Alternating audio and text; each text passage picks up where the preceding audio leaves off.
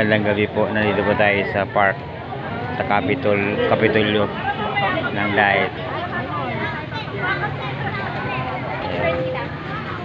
Daming mga namamasyal dito pag ganitong gabi kasi may mga ilaw.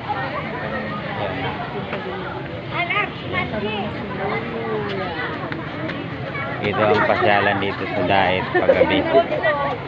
Laging maraming tao. Yan.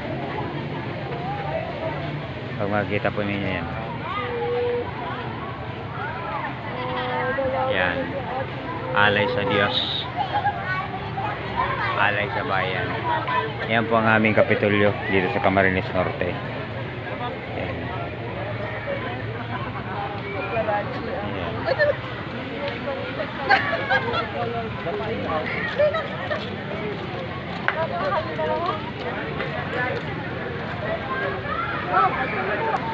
Salamat po sa panonood. Pagpalain po kayo ng Panginoon.